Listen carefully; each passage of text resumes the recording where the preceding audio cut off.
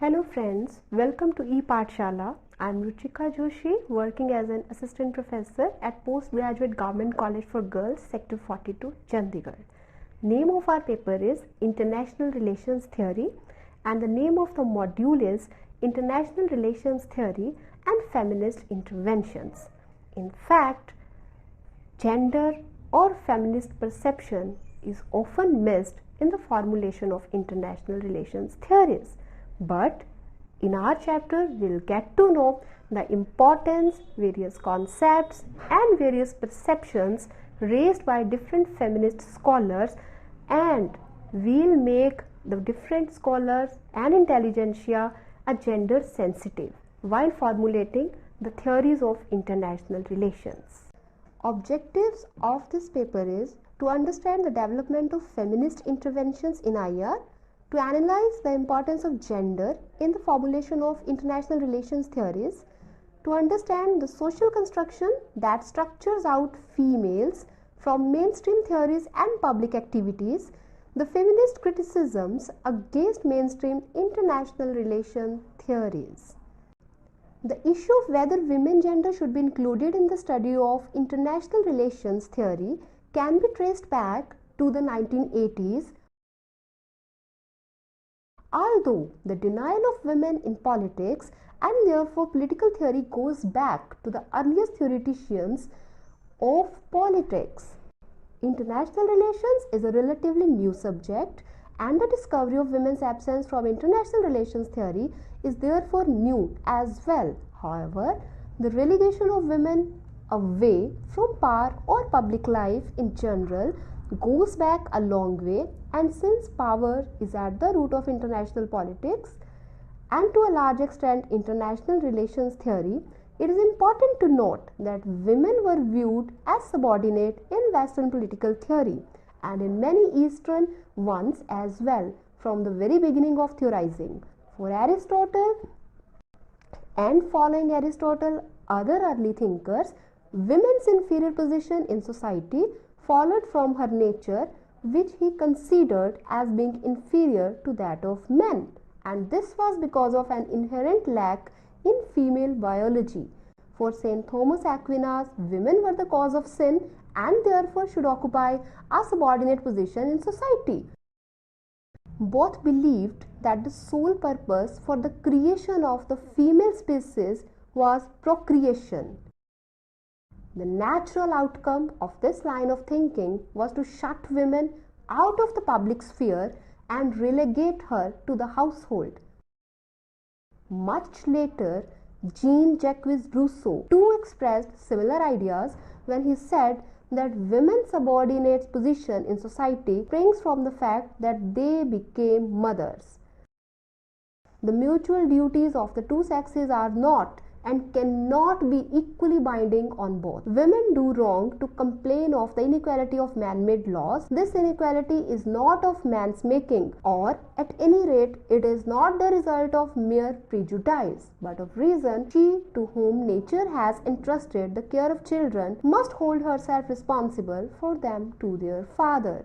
Feminist interventions to this kind of thinking began in a systematic manner only in the 19th century with the growth of liberalism, which called for a curb on the powers of the state and coincided with the development of capitalism in England and the rise of the idea of free enterprise.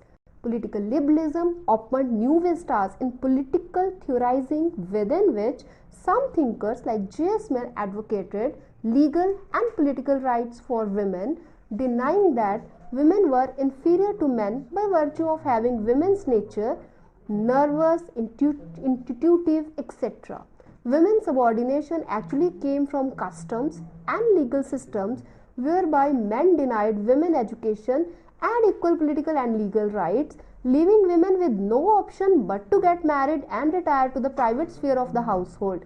Such ideas, as well as the mainstream theories of political liberalism, influenced women thinkers, and liberal feminism actually emerged from the context of the growth of economic and political liberalism in England and later the United States. Early liberal feminists assumed the absolute authority of the natural right of reason as an inherent right of all human beings regardless of sex, and therefore individuals living in society should have political and legal rights irrespective of gender. They also critique the relegation of women to the private domestic sphere as women's natural space. For the first time in the history of Western political thought, in fact, there were theoretical and practical interventions by women thinkers and activists. In this context, the names of Mary Wollstonecraft, Frances Wright, Sarah Grimke, Elizabeth Cady Stanton, and Susan B. Anthony are worth mentioning. IR theory began with a central focus on the state and relations between states. Women had been theorized out of participation in the state and its activities from the time of Aristotle. It is not surprising, therefore, that women were missing from IR theory at the time of its inception. Subsequently, with the rise of the feminist movement in the West, feminist theorists not only began questioning mainstream political theory but also IR theory and began to examine how gender could enter into IR theory. The present paper attempts a look at these feminist interventions and an analysis of the importance of gender in the formulation of international relations theories. Feminist theories appear to agree that patriarchy extends from the family to the state, and the patriarchal state has its root in the patriarchal family unit. In liberal feminism, for example, there is a public-private dichotomy, wherein the state, the market, and all institutions outside the family constitute the public. Only intimate familial relations are private. This implies not only a structural but an ideological divide. According to patriarchal ideology, everything outside the family, the private sphere, is a cold, uncaring place for competition. Only the family is a safe haven for love, comfort, and security. Feminists claim that this is how power dynamics and politics relegate women to the private familial place, restricting the public space for men. The patriarchal division of the public and the private teaches women that their private world is a place of love and care outside the public realm of competition and strife. Within this kind of patriarchal ideology, women can hardly come out with their stories of domestic violence and marital rape, narratives that have long been wrapped in silence. Feminists note that unless women learn that the ideology of home as a safe haven, distinct from the violence of the public world, is generated via patriarchy to keep male power in society intact, and that politics and power do not stop at the doorstep of home, or that the bedroom is free of power dynamics, no amount of legal or political empowerment would actually empower women. Therefore, the private is also political, and women should be as much part of the public sphere as the private. These views can be traced to both Marxist and liberal feminist scholars. One of the basic tenets of the Marxist theory is that history moves via contradictions between the structure and the superstructure from primitive modes of production to modern times. Further, for Marx, labor power has an exchange value, and the key to the self-producing nature of capitalist accumulation lies in the extraction of surplus value from the labor of the proletariat. Marxist feminists who propagate the dual systems theory have, however, constructed a base and superstructure of patriarchy which is distinct from the Marxian model. Women's oppression stems from both the material base and the patriarchal base, and women do not have control over either. The material base of patriarchy, which is not identical with the economic base, is formed through controlling women's labor power and sexuality in the public sphere and through the sexual division of labor in the private sphere. In the public sphere, women perform jobs for lower wages, thus producing only use value and not exchange value. Exchange value is expressed in monetary terms, use value is not. Women's labor is like that of the proletariat, whose labor is used by those who control the means of production. Unpaid domestic labor is hidden surplus value that goes into reproducing the proletariat and eventually in reproducing and accumulating capital. But since use value is not exchange value, it degenerates women in the eyes of men, providing the rationale for male dominance. Liberal, radical, Marxist and socialist feminist scholars, while agreeing that patriarchy denotes oppression, have analytical differences and also provide different solutions.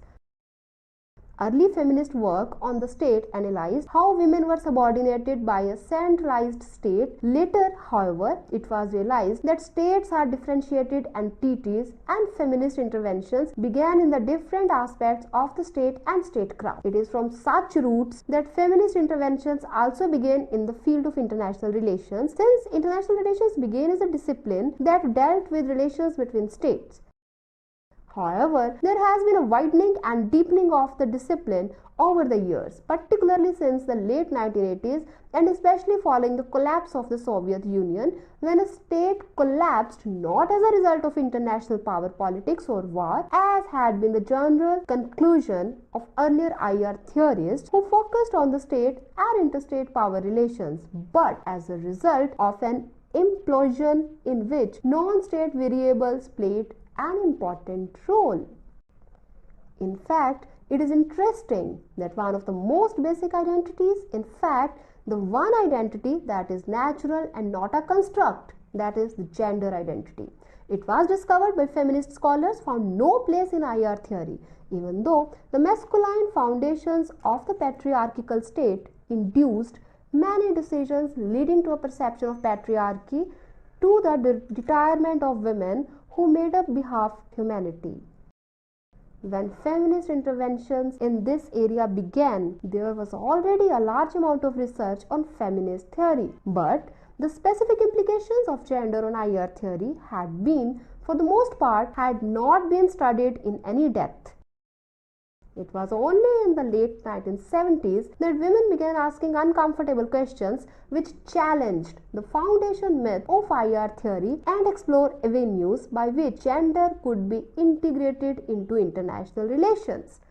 Feminist theories, therefore, began their intervention in IR theory by questioning the very foundations of IR as a discipline. This could be placed in the context of much that was happening within British and American IR around that time. In the UK, there was substantive work in the 1980s in the classical realist tradition, particularly around security, normative theory, and international political economy. But simultaneously, there was talk of an inter-paradigm debate in which no single IR theory was seen to dominate the field. Instead, three paradigms: realism, new realism, globalism, pluralism, and neo-Marxian or structuralism were cited as competitor streams in IR thinking. While the two paradigms were common to British and American IR theorists, critical theory, which was cited within the third paradigm, became the British contender for the more radical wing of IR. Around the same time, positivist thinking in the US was challenged by what came to be known as the third debate, wherein new genres such as postmodernism demanded that IR theory should account for its knowledge and methods, claiming that in the last 70 or so years of existence, IR could neither boast of an impressive intellectual fortune nor demonstrate a legacy of inclusiveness and justice. The collapse of the Soviet Union further added to the discomfort of conventional IR, and this was followed by the civil war in Yugoslavia, which also collapsed not because of any external assault but as a result of internal destabilization, the main cause of which was internal ethnic conflict. Security and IR experts could hardly have imagined that at the end of the 20th century, ethnic cleansing and rape could become some of the most important strategies of war and its causes. Under the circumstances, There was the emergence of constructivism as a fourth paradigm in both American and British continental IR. The main issue in much of constructivism is how actors, agents, issue areas, and structures of international relations are shaped, co-shaped by ideas, norms, rules, and values that are not in the strictest sense rational. While in the early 1980s, the pivot of the debate had lain between the rationalist and the critical theorist, the main area of competition now lay between the rationalists and the constructivists. Constructivism provided a large enough umbrella to accommodate postmodernism and, by extension, some amount of feminist thought. It's in this background that feminist interventions in IR theory can be cited. A few British women had written, some radically critically in the 1980s, and had contributed to the foundations of a feminist IR tradition. The issue of whether gender should be included in the study of IR actually goes back to a seminar at the London School of Economics in 1988, proceedings of which were subsequently published in a volume of Millennium. Since then, there have been many feminist scholars who have written on how gender or women's issues affect international relations. But before reviewing that, it is important to briefly discuss some of the pioneering works that questioned mainstream theory and gave a female interpretation of international relations, which are in fact responsible for the place that gender has gained today in the study of IR. Among the early feminist theorists, three women stand out for their interventions in IR theory: Jean Bethke Elshtain, Cynthia N. Low, and Ann Tickner. Their writings revealed theoretical deficiencies across the field, and in Women and War, 10 years on, Elshtain took up the core IR issue of war and discussed the dubious claims to IR knowledge. And Low, in Bananas, Beaches and Bases, among narratives of various feats of women, brings up the issue of nationalism. She claims that nationalism, which is ever so important a factor in state formation, rarely, if ever, takes women's experiences as the point of departure, springing typically from masculinized memory, masculinized humiliations, and masculinized hope. She adds that colonialism too sprang from masculinized dreams of power and adventure. Militarized national movements draw her attention. The more imminent and coercive the threat posed by an outside power, a foreign force, or the local government's police, the more successful men in the community are likely to be in persuading women to keep quiet, to swallow their grievances and their analysis. Similarly, Tickner's Gender in International Relations worked at basics to consider a reprisal of security defined in realist terms from the feminist standpoint. She presents women as a gender group that is made to exist apart from the subject matter of IR and international relations, fields which are dominated by men and their concerns. However, women are often under threat as a result of IR's projection of masculine experiences as human universal experiences. She notes that the multiple streams of feminist thinking, liberal, Marxist, radical, socialist, postmodern, all raise questions about how hierarchical gender relations are interrelated with other forms of domination, and how women are affected by global politics or the workings of the world economy. She says that the state and not the individual is the main actor in economic nationalism. State strives for economic self-sufficiency in their own national interest. They induce war with other states for economic reasons and thereby insecurity. Tickner asks, who is it and whose interest does the state actually protect? Why exactly are women rendered insecure at the lower ends of the economic nationalist state?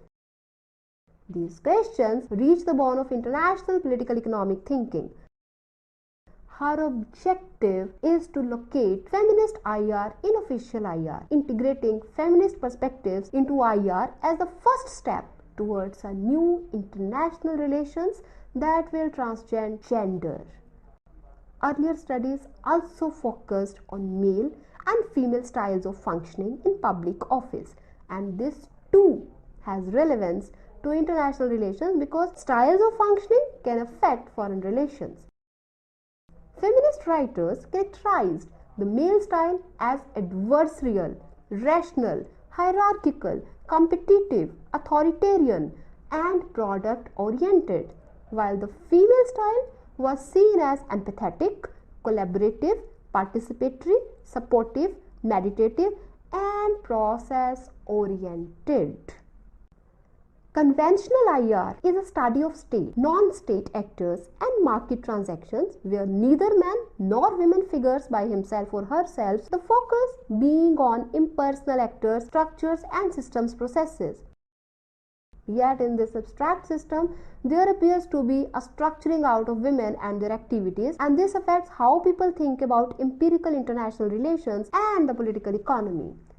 Feminist scholars, on the other hand, study men, women, and social relations within, across, and against conceptual framework, and this study led to the realization that what was so far taken to be inclusive problematics, concepts, and theories, objectives, methodologies, and transcendental truths were in reality not so.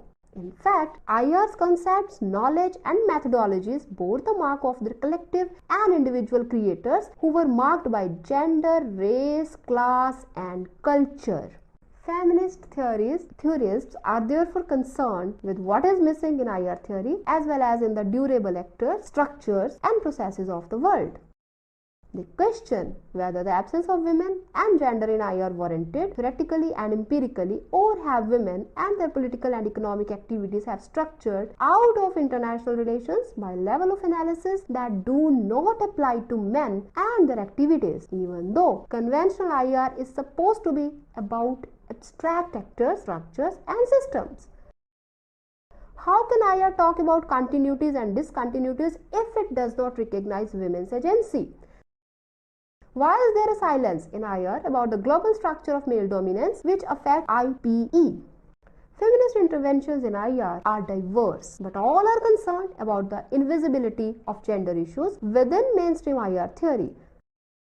They also agree that visibility requires considerable analysis of the point in the international system and the theories that depict it, where women's understanding and contributions are chalked off and men's are taken as the norm.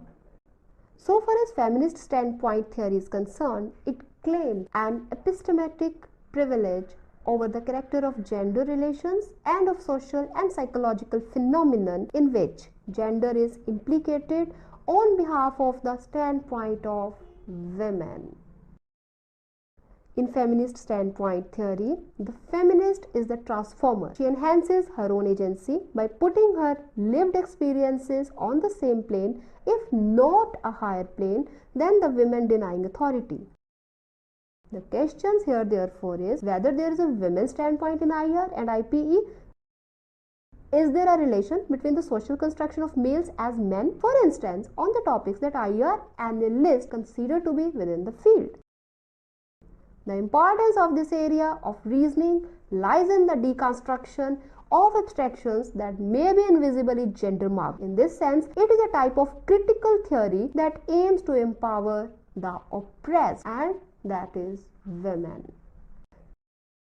Welfarism was the first approach to women's developmental issues, and the 1970s saw an extension of Western liberal ideologies addressing itself to relief and aid for vulnerable groups, part of which was directed towards family planning, targeting women.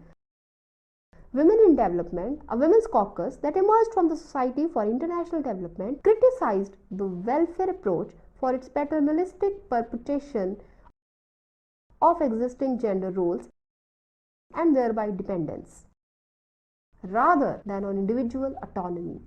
Welfarism was seen as the expression of sexist sex role socialization which deprived women of participation in productive life, focusing as it did on mother and child health and nutrition, stereotyping the needs of women as those of a homemaker rather than a productive person with needs that included access to skills and credit.